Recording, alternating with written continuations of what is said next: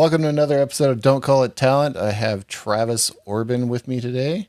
He's a musician and content creator.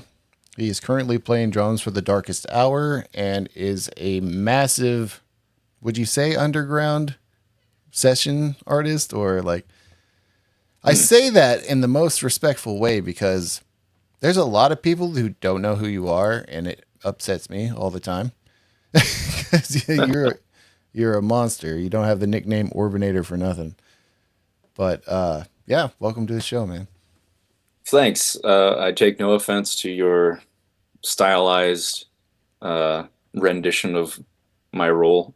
I work with a lot of, I guess you could say, like bedroom musicians or like small projects, but I'm always honored to do so. Yeah, I've always tried to get you on one of my albums, and for some reason I just never got it to line up right. But you were a programmer on one of my albums. Thank you very much for that. I remember that. And Yeah. yeah, it was short and sweet, but it was awesome. So let's get it started to where we talk about what got you inspired to pick up the sticks and start beating drums. Well, growing up, my parents were music lovers. They weren't like aficionados. I wasn't listening to like sophisticated classical music or intense jazz or anything, but there was a fair bit of variety. However, no one in my nuclear or extended family actively played any instruments, and I had a very early interest in rhythm and grooves and such. I would kind of aimlessly beat on my desk in school, in grade school, and just drive everyone mad. Um, and then I discovered Metallica. I still have a very vivid recollection of seeing the Enter Sandman video on MTV, and that prompted me to save some money and go backwards, which is the only way you could go at the time. Go backwards in the discography, and on a whim, just randomly choosing Injustice for All as my next purchase. And I guess maybe that's because the album art appealed to me. I'm not sure. Yeah. But that record caused a sea change. Nothing was the same after that. That just totally struck me. The songs, the drumming, and it compelled me to like air drum and really try to mimic what was happening alongside the record. So then, after a few years of pleading and some stop gaps, like practice pad and sticks, a cheap electronic kit, finally, for my birthday and Christmas combination gift in 1995, I was given my first drum set. Mm. How old were you then? I had just turned 13. Okay. Yeah. I actually ended up getting my drum set for Christmas as well. It was nothing flashy, but it did the job. Still loved it. Yeah, it was a used Pearl Export 5 piece, two Zildjian Amir cymbals, hats, and I think maybe one was a Crash Ride. I can't remember the size, and then a cooler as a throne. Now, is this the same export series that you had in the late 2000s, the white one?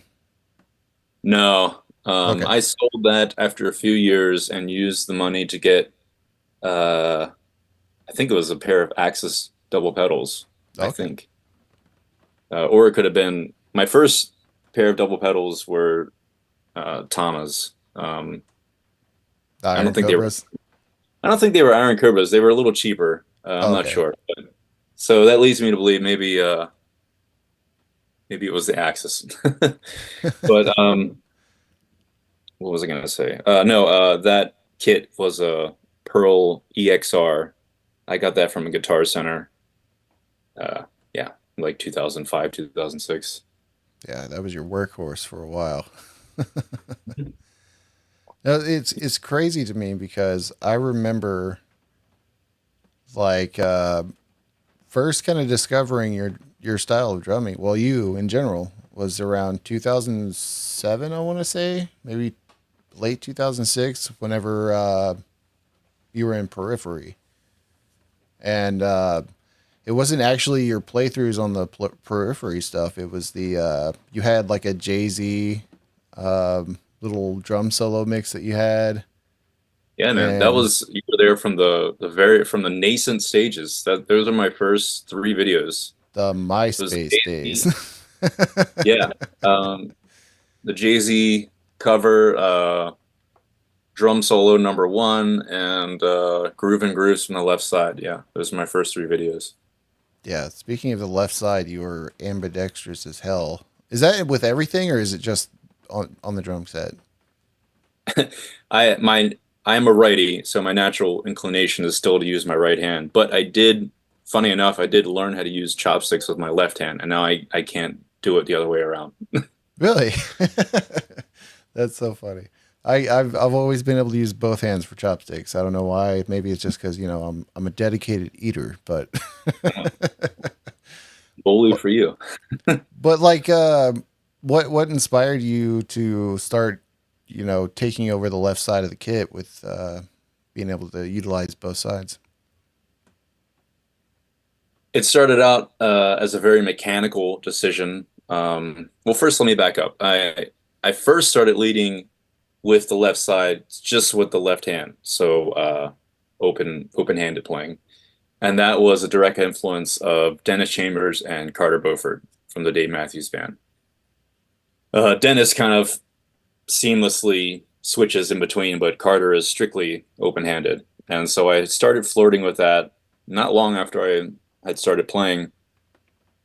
And then in like the early to mid 2000s, I started leading with the left foot, and that was a really mechanical decision. I got the legless hi-hat stand and positioned it on the right, and just tried to recreate stuff, things that came kind of with ease to me, leading with my dominant side. I would then try to recreate it.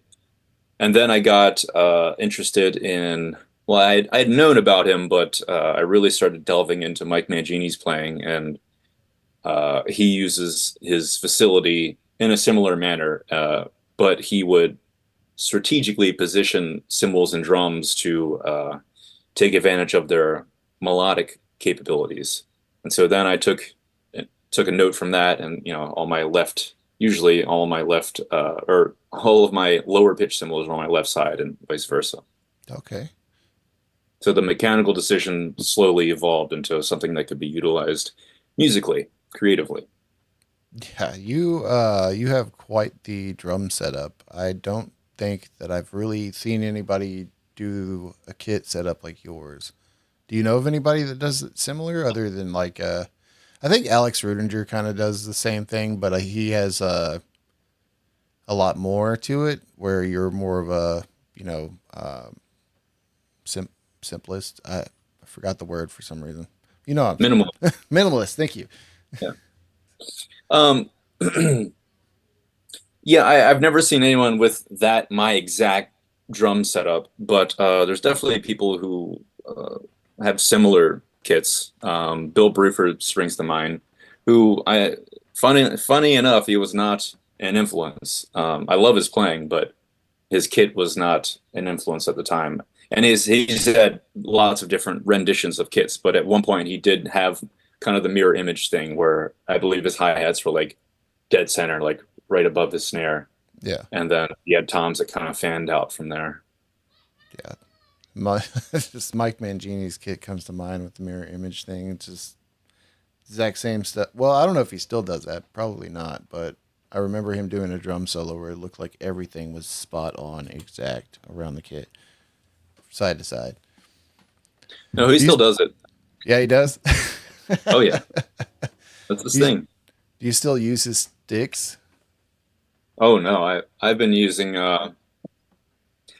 I stopped using those in 2010, and I use these sticks that Vic Firth started producing around then called the Magnums, which are weighted marching sticks. And Jesus. coincidentally, Rudinger actually turned me on to them. He was like, "Dude, these things are complete overkill, but you should check them out." And I grew to liking them very quickly. They were made from the same, maybe I think they were made from the same material, or they underwent the same lamination process as the old Mangini signatures. So they're, like I said, they're weighted like his were, but they're marching stick size. Yeah. So I liked those, but I never really liked the tips. They're like these really pronounced, almost sort of sharp um, acorn. It's like a combination between an acorn and a ball tip, Yeah. but it's like really pronounced. And didn't really like how it sounded on the cymbals. Fortunately, only a couple years later, they debuted another similar model. It's a little bit longer, a little bit thicker, and it has barrel tips, which are my favorite. And that's called the Hammer. The hammer. Uh, yeah, and so I've been using that since 2012. Nice. Yeah, I picked up a set of the Mangini ones. I'm pretty sure it was already after they stopped making them for the Zildjian sticks. And I happened to come across some in the Guitar Center here in Ohio, and they weren't even on the rack. They were just there for people to use to test out the drums and stuff. And he's like, "Oh, here we go. Have these." I was like, "Okay." They will not Nice. break. I've chipped the tip of it of one of them. Outside of Yeah, that, they still are not giving in. yeah. They're quite beefy, quite hardy. Yeah, really gets your arm workout going too. But Indeed. so when you started getting into playing with bands, you want to kind of walk us through kind of like what that experience was like? How did you kind of just hop into it? So, throughout high school, I would attend open mic nights and jam with basically anyone that wanted to come over. But I didn't form my first band until a year or two after high school. And that came about. I had bumped into an old friend. I went to elementary school and junior high school with him, but we went to different high schools, so we lost touch. But just kind of by chance bumped into him, and he told me he was singing and was playing with these two guys who were self-described crust punks. They could like barely play their instruments, but they were sweethearts. And so we got together, and that was my first band. We played a very sort of aggressive, energetic brand of punk music. Yeah, Um, and band rehearsals would whip them up into a frenzy, and it was just too much fun.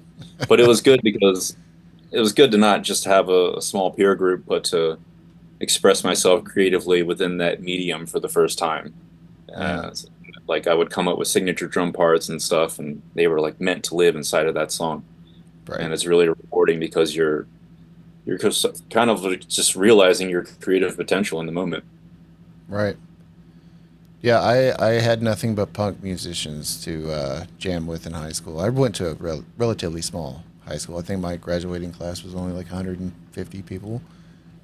But That's around what mine was. Maybe honestly a little less actually. yeah, Yeah. but yeah, I really I got a lot of my speed chops from playing the punk music for sure. But I was totally metalhead. You know, I'd just gotten into like Slipknot and Metallica, Korn, and stuff like that. So you just kind of Mhm. had to deal with what you had, you know. Yeah. Yeah. So Like moving I said, from if you ever that, wanted to come over, absolutely anyone could come over and I would jam with them. We would find something to jam on. oh yeah, And this is pre-internet, so I would be answering ads in like music stores and stuff. Like, come on over. yeah, it was funny. I worked at a Burger King in high school, and I ended up getting with my first real band because they had a flyer hanging up in the break room. And Nice. looking back at that now, it's like, people even do that anymore? It's like, I think maybe it's prevalent in small towns. I don't know. I haven't even been in like an independent music store in so long. yeah, they're kind of hard to find even these days. I found a really cool one in Bismarck a couple months ago, North Dakota. There's a really cool Nice. one up there, but that's because they didn't have like a guitar center or something nearby. It's hard to kind of sniff those out because you don't know if they're even going to have much stuff in them or you know it's hard to make a trip for them. That's for sure.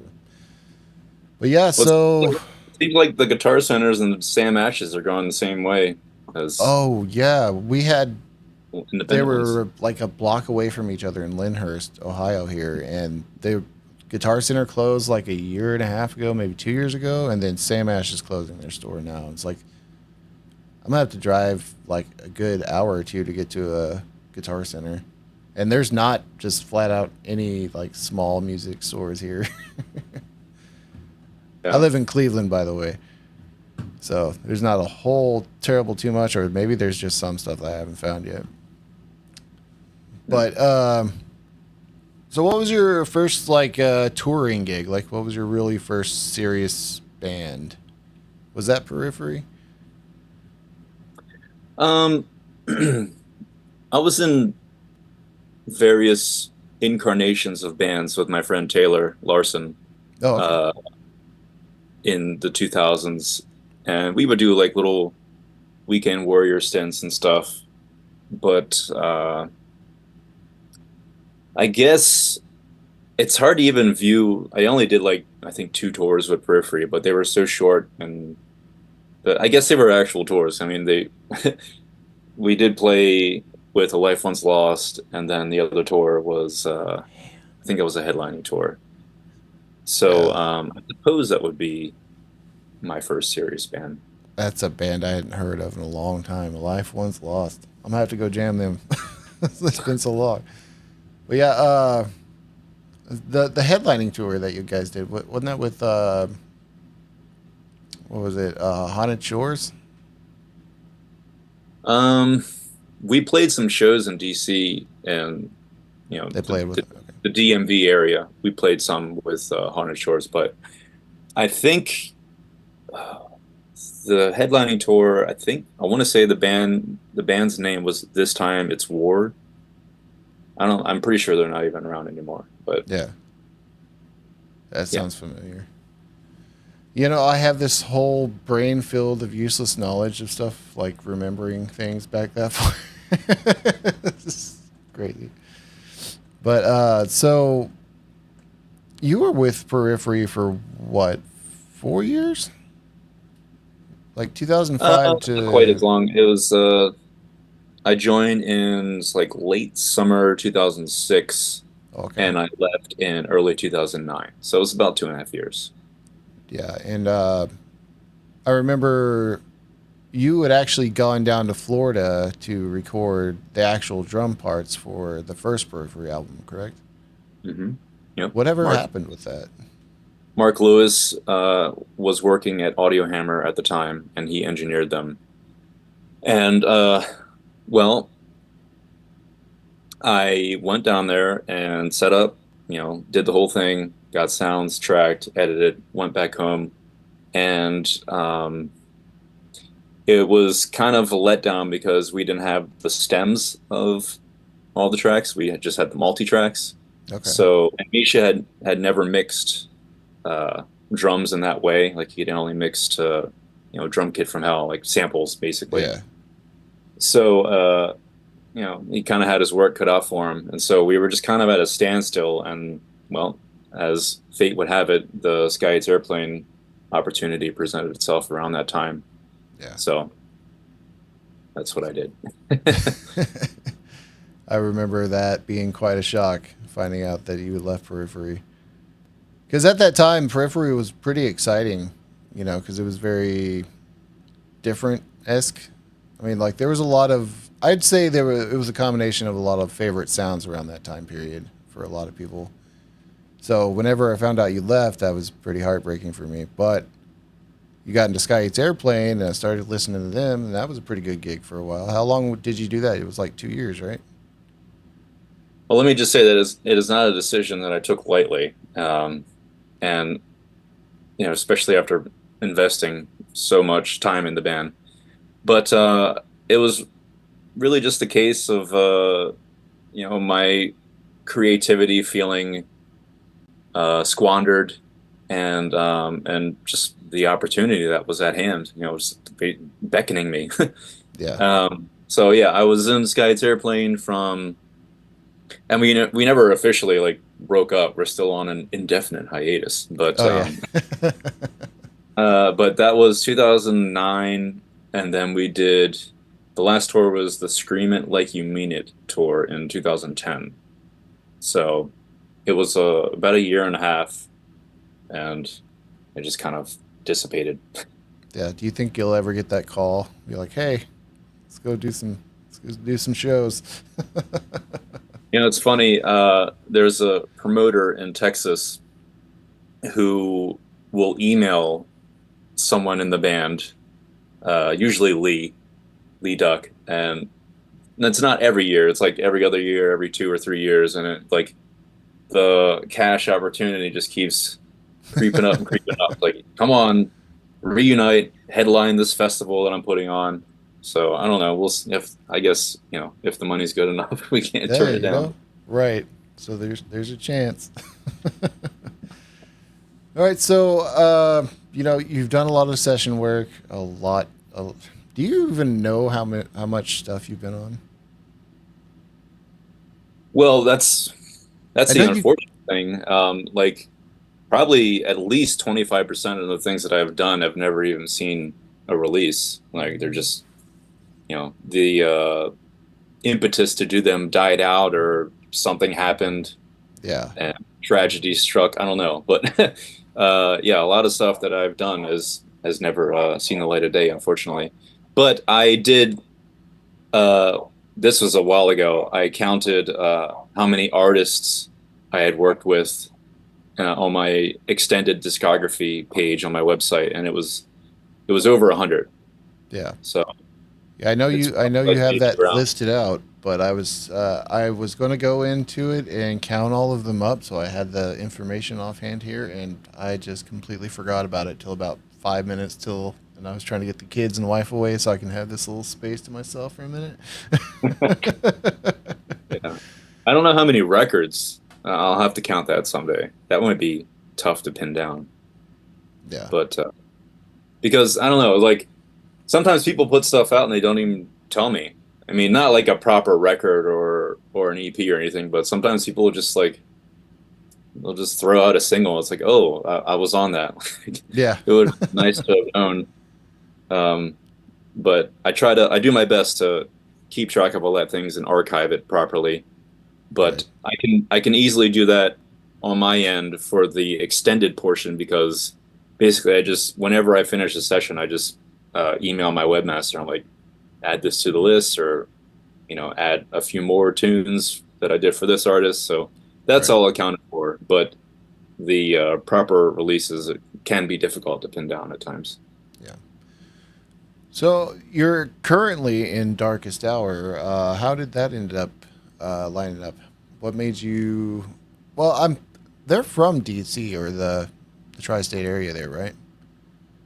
Yeah, the original lineup was I think the like old school like 1995 lineup was all from DC, but the lineup that comprised the band for a good chunk of time was like half DC, half Richmond, Virginia.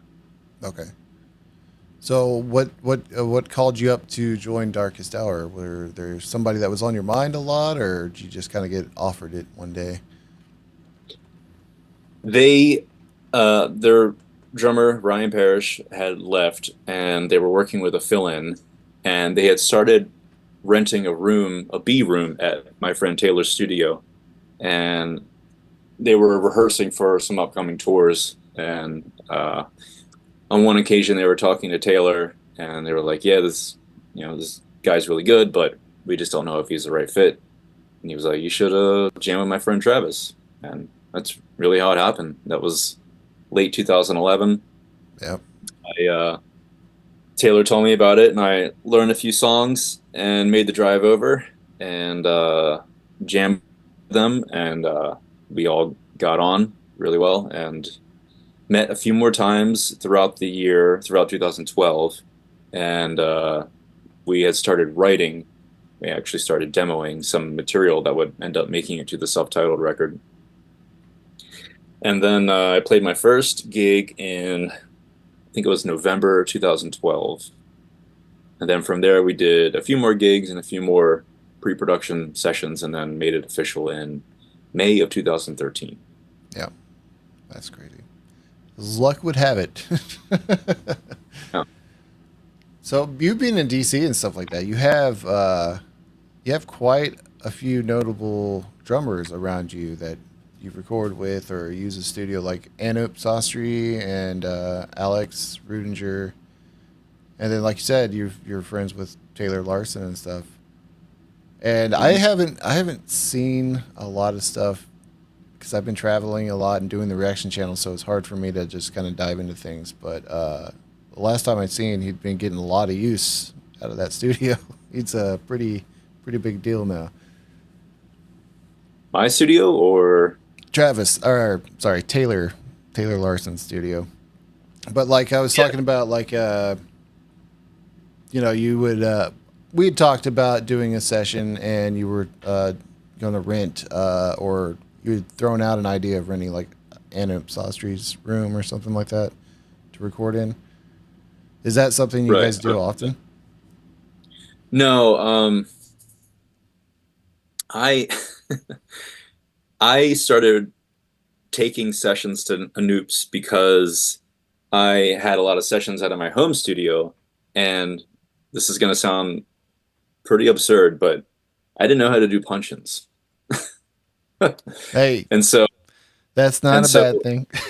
there were there were a few years when I was recording things out of my home studio where if there was not an extended portion of the song where the drums were tacit and everything could stop ringing out, then I would need to take like a considerate amount of time to rehearse the piece so that I could play through the entire thing.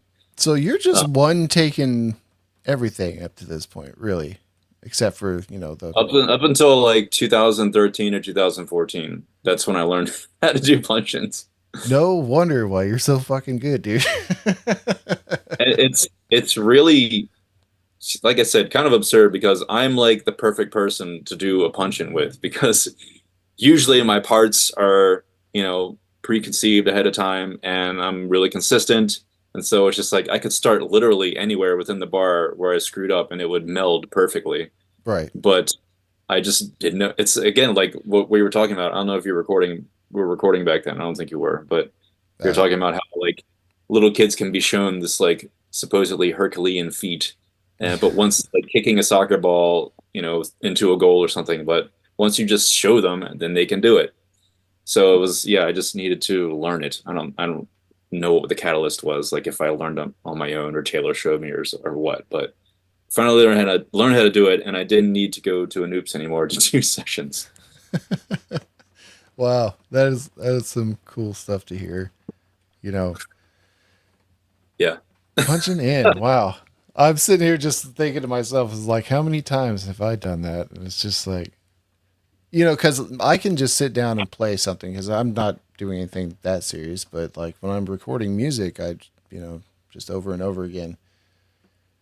Just think about how much effort it would take to just completely get a whole track down and just one take it is like, to me as a nowadays musician, I guess when you have the computer and stuff, it's like I couldn't imagine doing that now.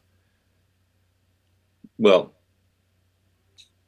it's I can only wear it as a badge of honor for so much because like I far more enjoy like being able to rehearse a piece Yeah, like for one day and then track it. yeah, I'm my ego does not take too much of a blow to say that I punched in. yeah. No, me and a buddy of mine, Kyle, were talking about the content creation stuff, and I was doing stuff the hard way. I was recording video and audio completely separate. I was doing all the lighting and everything and combining everything into editing software, whole thing. Whereas now, since he's helped me with stuff, I've been able to just do all that stuff at the same time, having it all set up to where I just hit record and everything's going. And it was one of those things where it's like I bulldoze things. Like if I have a goal of trying to do something, I don't care if I'm doing it the hard way. That's the only way I know how to do it at the time. I'm Mhm. bulldozing it.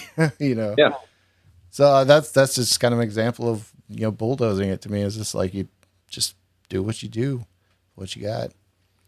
you can't minimize what the potential of learning things that way either. Um, and it gives you more perspective. Like I said, I can more appreciate that I don't have to rehearse a piece for, one song or two songs for 2 or 3 weeks before I even, the red light is on. Right. All right. So we'll kind of want to bring in the content creation part of it because you didn't start out uploading videos as to, YouTube's going to be this big thing one day and you're going to eventually be able to monetize it and stuff like that.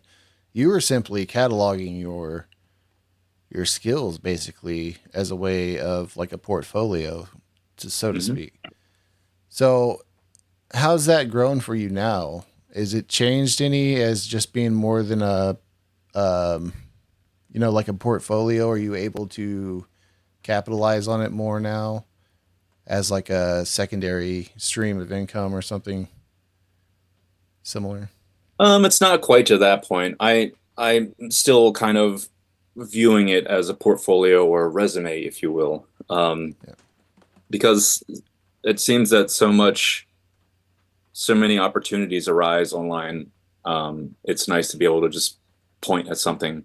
Although I don't know, at this juncture, I've got like 400 videos, so it might be kind of, I don't know, like an inscrutable endeavor if I were just like check out my YouTube channel. So I don't know. Maybe someday I'll have to make like a best of video list or like some sort of uh like Greatest miniature hits. miniature video biography. Like, I Yeah. started doing this. And I don't know, but again, it's just for me, it's just a resume. It's not really legitimized income stream. Gotcha. I know it's hard with like me running a reaction channel. I run into copyright all the time, so I always kind of wondered how it would work doing covers or say you have a band, you put the drums on it, but you know they're got your video flagged for copyright. It's like, how do you work around that one? Like it, Well, fortunately, that has only happened one time where I've done a session and I had, the footage is my intellectual property or whatever. Like I filmed it. right. Uh, but for whatever reason, I have like no recourse for like getting it unflagged. Um, Even though I have express permission from the content copyright holders, the guys who hired me for the session, I have their permission to use the songs. Um, but that's the only video that isn't up. But that's why I don't. That speaks to why I don't do a lot of covers or interpretations because it's just like I had a Dillinger Escape Plan medley that was removed completely, again with no recourse, nothing to rectify that, no chance of getting it back up, and it was a lot of work. So I I would have tend to loved to have only seen that. well, I still have there's like a sort of like compilation, I guess, of bits and pieces of it on my Instagram, which wasn't flagged for whatever reason, but the full thing on YouTube that was removed. But yeah, so I'm quite hesitant to undertake those endeavors, Yeah. unless I know for sure like it's something just totally obscure that wouldn't get flagged. But I mean, I would like to do something like Zappa, and Zappa is fairly obscure. I mean, a lot of people have heard of him, but they aren't like I would pick something that's kind of a deep cut, but still there's that chance that it wouldn't. There's that gamble, and I don't like that. Like the Black Page. I thought it would be cool to do something from Jazz from Hell, since that's all other than one track. It's all programs, all synclavier drums. Yeah. So to actually like play it would be, I think, interesting and challenging, obviously. Yeah, I want to before we end this, I want to shine some light on your solo stuff, your actual albums, your EPs and stuff. Now, I'm going to be honest with you. You are my favorite drummer, and that Thank you. first EP of Silly Strings was a little hard to listen to. But it's just like it's there's a lot of stuff going on in there. But after that, getting into part two, into the third one and stuff, like you're really starting to. It's like you had the idea for this chaos, and now you're starting to control it a little bit better. I don't Okay, know. I'm not trying to dog your first EP on that one, but I was like, no, it is what it is. actually, you seem to have the reverse sentiment. Like it seems that the project stuff is like the most wildly popular material, and then everything else just kind of trails off. Yeah. I feel strongly, like it's a cliche, but I feel strongly or stronger about my newest material. So thank you. Yeah. Uh, you are picking up all kinds of different instruments with the newer stuff too. Like you actually doing a really good job on playing bass and stuff. How long you been playing bass? Well, I first started way back in 2003, but I there was a very lengthy period of time where I didn't pick it up at all. And then it was actually when I was starting to write bits and pieces of my record Midnight Acolyte. That's when I picked up the bass again and I started really just using it as a writing tool. Yeah. And I just kept doing it more and more, and it was really gratifying to play and stumble onto stuff and noodle and such. And and now I'm doing like I do these like 24 finger combination exercises. I do that like every day on my bass, which is takes like 20-25 minutes. Yeah. But I think it's worthwhile. It's a worthwhile pursuit.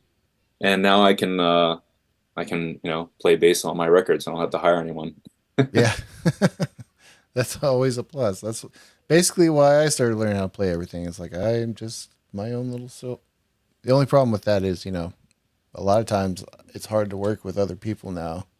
Mainly because, you know, my whole story with music is kind of jaded at some point. I got tired of dealing with other people letting me down to a certain extent. So I was like, okay, I know how to do all this myself. I'm just going to start putting it out there. No, I can totally empathize, man. I mean, I've you've seen the releases, you've seen the personnel list. I've worked with a lot of people, and there's probably just as many that haven't made that personnel list that I worked with at some point. Yeah. To try to put it in an inoffensive way. But Right. Yeah. yeah, I mean, it just comes down to finding a stable, competent roster of people that you can depend on. And I still, when I craft a part, I usually have it in mind. Like, am I going to do this or am I going to hire someone? And if I'm going to hire someone, I probably know who I'm going to hire, like 99% chance. Yeah. And if I'm going to hire them to just simply, if I have someone in mind that I know if I'm going to hire them to uh, reinterpret or like play a solo, or if they're just going to simply play the parts as written. So I keep all that in mind when I'm crafting a part if I'm not going to do it myself. Yeah. Whenever you're writing these songs, I've always, this is kind of just a selfish question for myself, but I've always kind of wondered, centering as like mainly a drummer, do you write your songs strictly based on drum parts you put together and then add the rest of it on top, or are you composing this all together in your mind and kind of just layering it out? It's probably manifest, but I used to do it that way, drums leading in the early stuff. But then, the more that other instruments, the more other instruments that I started to play, and the more that I don't know, just started having an interest in melody and vocals and lyrics, the more that kind of took the place of the drums. Oftentimes, I'll just have a vocal melody or a lyric, and I'll just transcribe the notes, and I'll build an entire song off of that. Yeah. Um, so there's so many tools to get the job done. But drums leading first, that doesn't happen quite as often nowadays. Yeah. I'm actually about to start kind of dabbling with that, just putting together a song. Maybe just like cut it off at like 3.5 minutes and just do drum parts for it, and then start writing the music for it. I think it's I get just be one of those discipline things. I'll give you another example. I get all kinds of strange ideas. I texted myself um, this one. It says soundscape with gripper noise. The gripper is, I'll show you. It's this thing right here. It's the Captain's Yeah. a Crush gripper, and it makes a noise. Yeah. And so I wanted to sample that and manipulate it a variety of ways. So soundscape with gripper noise, backwards piano, F sharp bass, R&B screams, simple cymbal crescendos with soft mallets. So that was my text to myself, and I just now I have a soundscape piece with those elements in it. You do. So sometimes it just takes a an assemblage of strange ideas that you text to yourself, and sometimes it takes a whole like lyric that you have to transcribe. Yeah.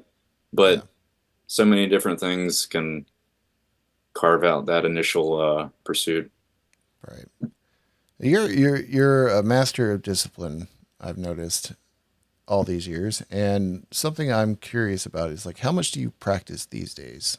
Is it like specifically the drums? Because I would put you up there with one of the best drummers in the world, and I'm kind of curious what your practice regimen would be like. I know you do warm ups and stuff, a lot of the bare hand, bare feet kind of run throughs. You still doing that quite as often, or run me through that? I still do the bare hand, barefoot, but not really anything over 30 minutes Okay. usually. Um, it's been quite a few years since I've done a 100-minute long run, but you know, I'm sure I'll get back into it someday.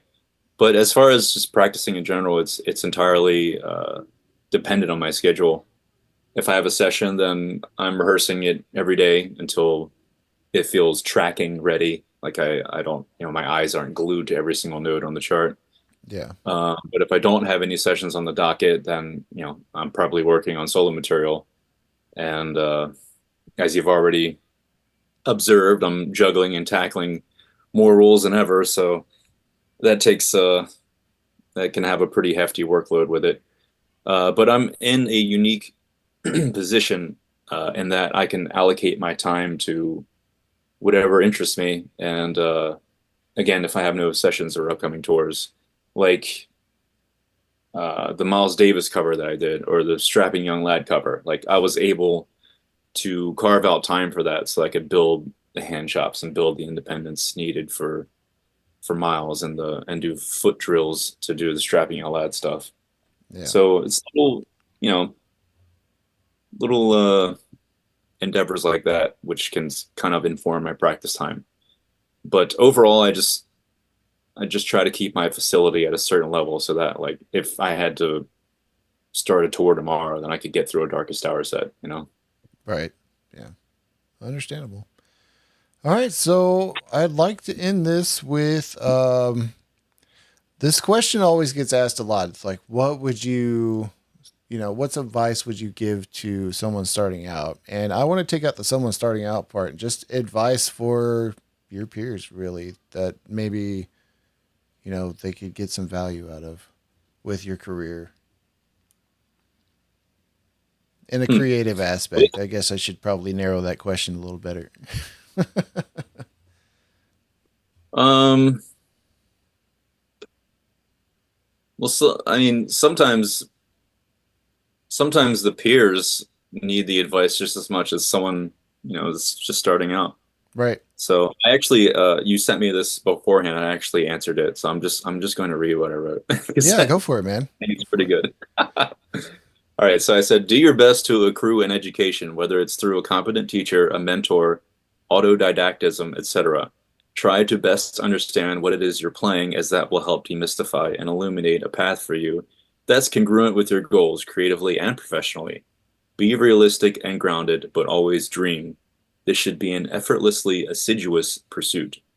And then a quote, done is the engine of more. And that's why we do fucking pre questions, buddy. That's awesome. Bravo. Great answer. Like, Yeah. All right, so you have some stuff coming out. Please promote this shit, and I will leave all the links for it down below. What you got coming out? Um, I'm Today's the 22nd. Yeah, I have a video coming out in 2 days. It's a session that I did for an artist called Coral the Mer Knight. I've posted some of his stuff before. Interesting. I'll have to look that Um, up. it's just like sort of proggy, but not too proggy metal. Yeah. Uh, and then I don't have any solo releases like immediately, but I'm finishing up a record right now. Working on the last three songs. That is my second ambient slash electronic slash whatever record. um, Similar to the first one that I put out called The Soundtrack of Non-Existence. Uh, I wrote almost all of the songs in a very extemporaneous, spontaneous manner.